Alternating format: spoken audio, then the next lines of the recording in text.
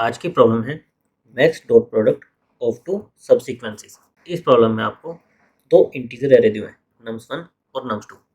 आपको इन दो एरे में से दो सबसीक्वेंस चुनने हैं। पहला सबसीक्वेंस nums1 एरे में से, सेकंड सबसीक्वेंस nums2 एरे में से। आपके दोनों सबसीक्वेंस सेम लेंथ के होने चाहिए। फिर आपको उन दोनों सबसीक्वेंस का डॉट प्रोडक्ट लेना है। जो आपका डॉट प्रोडक्ट हो वो आपका मैक्सिमम आना चाहिए। यानी कि आपको सबसीक्वेंस इस तरह से चुनने हैं कि जो सबसीक्वेंस आप चुनो उनका डॉट प्रोडक्ट मैक्सिमम हो और वो मैक्सिमम प्रोडक्ट आपको रिटर्न करना है। जैसे हमें एग्जांपल दिया है, पहला एरे 2 1 -2 5, दूसरा हमें एरे दिया है 3 0 -6। अगर हम इसमें से इस तरह से सबसीक्वेंस चुने कि पहला सबसीक्वेंस चुने 2 और -2 इन दो एलिमेंट्स का, और दूसरे एरे में से सेकंड सबसीक्वेंस चुने 3 और -6 का, तो हमारा पहला सबसीक्वेंस क्या हो गया 2 -2, दूसरा क्या हो गया 3 -6। अब हमें इनका डॉट प्रोडक्ट लेना है। डॉट प्रोडक्ट का मतलब होता है कोरोस्पॉन्डिंग इंडेक्स पर जो एलिमेंट्स है, जैसे जीरोथ इंडेक्स हो गया, ये फर्स्ट इंडेक्स हो गया, ये इसके लिए जीरोथ इंडेक्स हो गया, ये फर्स्ट इंडेक्स हो गया। कोरोस्पॉन्डिंग इंडेक्स पर जो एलिमेंट्स हैं उनका प्रोडक्ट लेना है और उनको फिर सम करना है। जैसे जीरोथ इंडेक्स पर दो एलिमेंट 2 और 3, इनका प्रोडक्ट लेंगे, कितना आएगा 6 आएगा। -2 × -6, फर्स्ट इंडेक्स पर ये दो एलिमेंट है, इनका प्रोडक्ट लेंगे, कितना आएगा 12 आएगा। फिर इन दोनों को सम कर देना है, 6 + 12 18 आएगा। तो इस प्रॉब्लम के लिए मैक्सिमम आंसर हम ऑब्टेन कर सकते हैं और हमें ये रिटर्न करना है।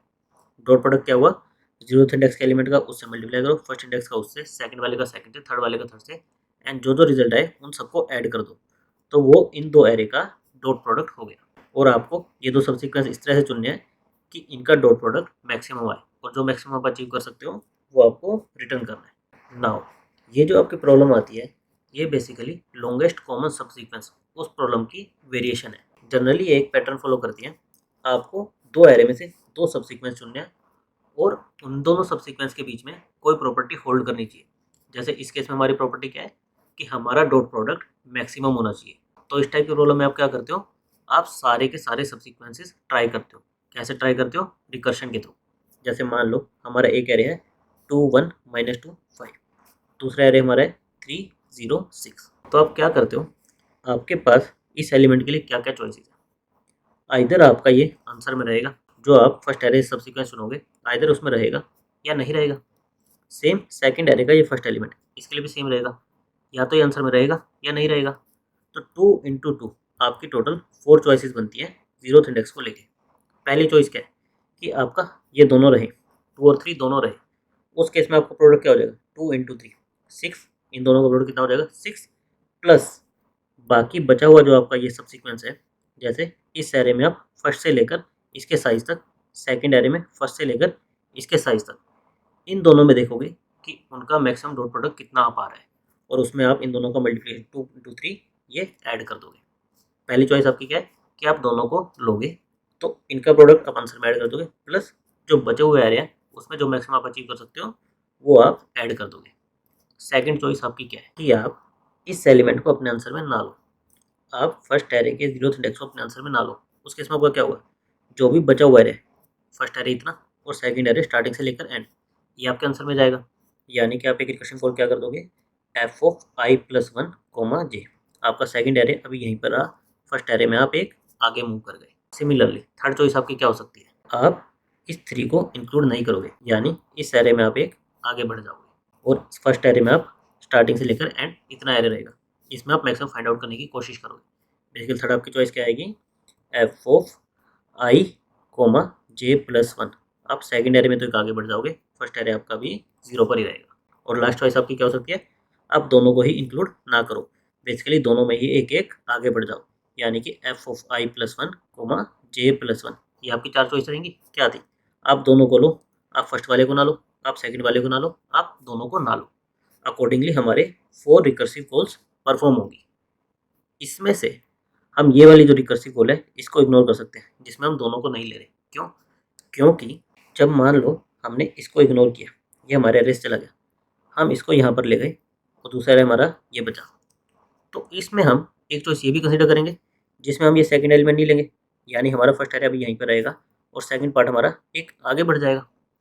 यानी कि हमारी ये वाली दोनों को इंक्लूड ना करने वाली चॉइस ऑटोमेटिकली बाकी रिकर्शन में अपने आप कंसीडर हो जाएगी। तो आप चाहें तो चारों की चारों रिकर्सिव कॉल्स लिख सकते हैं, या फिर जिसमें आप दोनों को इग्नोर कर रहे हो उसको आप रिमूव कर सकते हो। क्यों? क्योंकि वो बाकी रिकर्सिव कॉल से अपने आप कंसीडर हो जाएगी। तो टोटल हमारे कितने केस बनेंगे? हमारे 3 केस बनेंगे। और हमारे बेस केसेस क्या होंगे? जब भी हम किसी भी इंडेक्स में एंड पर पहुंच गए, हमारे पास कोई चॉइस ही नहीं है, तो उस केस में हमें अपने रिकर्शन को टर्मिनेट करना है। बाकी इसको अच्छे से हम कोड की हेल्प से समझते हैं। हमें 2 एरे दिए हुए थे, हमें उनके सबसीक्वेंस फाइंड आउट करने थे। हम 2 इंडेक्स लेंगे, आई फर्स्ट एरे को स्कैन करने के लिए, जे सेकंड एरे को स्कैन करने के लिए। दोनों स्टार्टिंग में 0th इंडेक्स से शुरू होंगे। फिर हम nums1 nums2 ये पास कर देंगे। फिफ्थ वेरिएबल ये किस लिए चाहिए? ये इस प्रॉब्लम के स्पेसिफिक है, ये मैं आपसे बाद में डिस्कस करता हूँ। फिर हम हमारे रिकर्सिव फंक्शन में आए, हमारा आई आया, जे आया, दोनों वेक्टर आए और एक फिफ्थ वेरिएबल आया जो कि हम बाद में डिस्कस करेंगे। फिर हमें क्या करना था? सबसे पहले हमारा बेस केस, आइदर हमारा आई फर्स्ट एरे खत्म हो गया या फिर हमारा सेकंड एरे खत्म हो गया, तो हमें रिकर्शन को टर्मिनेट कर देना है। अदरवाइज हमें क्या करना है? हमें सारी की सारी पॉसिबिलिटीज ट्राई करनी है। हम क्या करेंगे? हम दोनों को ले लें। दोनों को लें तो उस केस में क्या होगा? जो ith इंडेक्स पर नंबर है और जो jth इंडेक्स पर नंबर है, दोनों को मल्टीप्लाई करो और दोनों में एक एक आगे बढ़ जाओ और उसके लिए रिकर्शन कॉल कर दो। दूसरी चॉइस क्या है? कि हम ith इंडेक्स को स्किप कर दें, यानी कि फर्स्ट एरे में एक आगे बढ़ जाए, सेकंड एरे में सेम पोजीशन पर है। थर्ड चॉइस क्या है? कि हम सेकंड एरे के एलिमेंट को स्किप कर दें। उस केस में क्या होगा? फर्स्ट एरे में हम सेम पर है, सेकंड एरे में हम एक आगे बढ़ गए।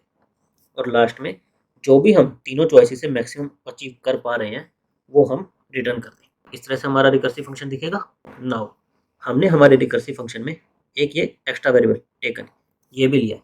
ये किस लिए लिया? हमें प्रॉब्लम में दिया है कि हम एम्प्टी सबसीक्वेंस नहीं चुन सकते, हमें एटलीस्ट एक एलिमेंट तो चुनना ही चुनना पड़ेगा। तो अगर हम इस टाइप से एरे लें, फर्स्ट एरे हमारा है सारे पॉजिटिव एलिमेंट, सेकंड एरे हमारा है सारे नेगेटिव एलिमेंट, तो इस केस में हम कोई भी सीक्वेंस चुन ले, चाहे एक नंबर यहाँ से चुन ले, एक नंबर यहाँ से चुन ले, हमारा रिजल्ट हमेशा नेगेटिव में जाएगा। हमारा रिजल्ट हमेशा नेगेटिव में जाएगा। और हमारा बेस केस क्या होता है कि जब भी हम किसी एरे के एंड पर पहुंच गए तो हम अपने स्कोर में कुछ भी ऐड नहीं कर पा रहे, और उसको इंडिकेट करने के लिए हम क्या रिटर्न करते हैं? 0 रिटर्न करते हैं। लेकिन अगर हम ये वाला केस देखें, हम किसी को भी नहीं ले रहे, किसी को भी नहीं ले रहे, उस केस में हमारा आंसर कितना आएगा?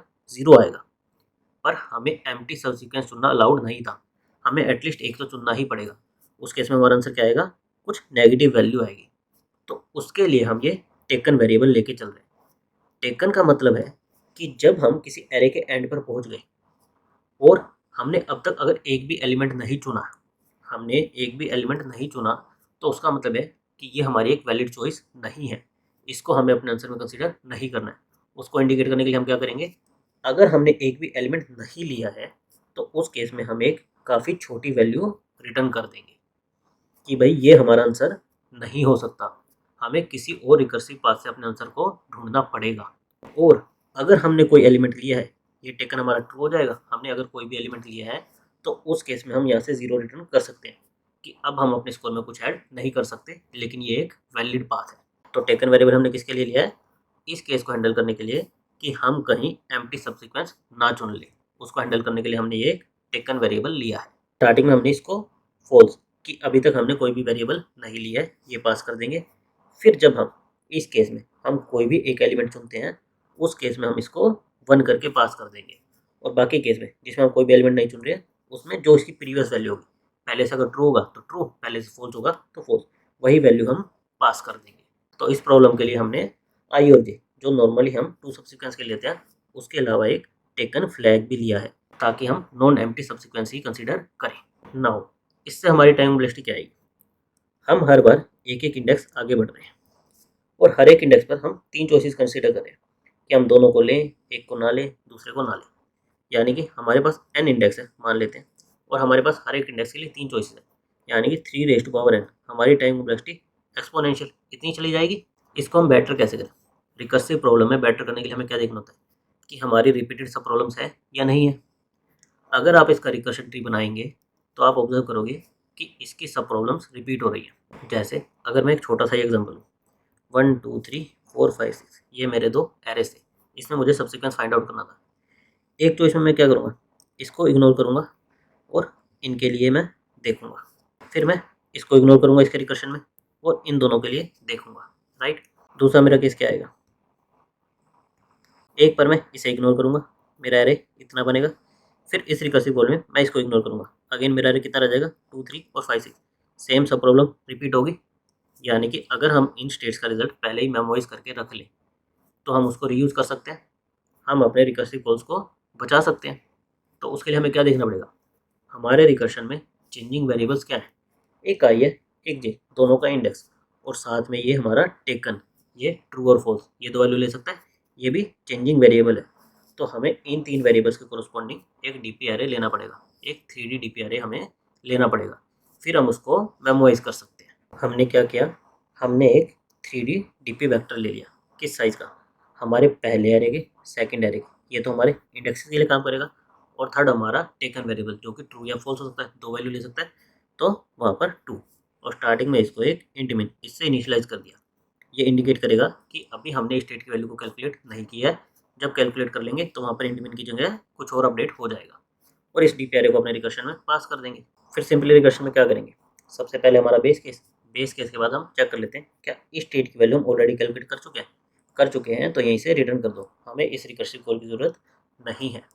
और अगर नहीं की है तो हम क्या करें, हम अपना रिकर्शन लिखेंगे, और रिकर्शन में लास्ट में जब हम रिजल्ट रिटर्न कर रहे होंगे तो उसकी वैल्यू को इस स्टेट में मेमोराइज कर लेंगे, ताकि उसको हम यहाँ पर रीयूज़ कर सकें।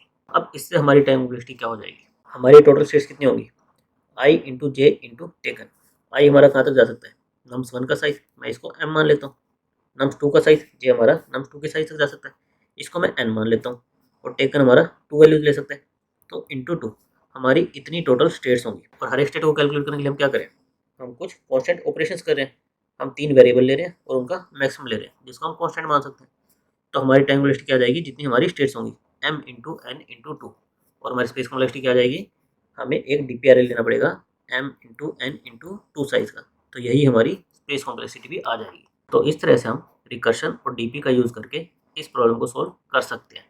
नाउ अगर आप चाहें तो इसको फर्दर टेबुलेशन में और फिर स्पेस ऑप्टिमाइजेशन में कन्वर्ट कर सकते हैं, लेकिन रिकर्शन प्लस मेमो का सॉल्यूशन इस प्रॉब्लम के लिए एक्सेप्टेबल है। Thank you guys.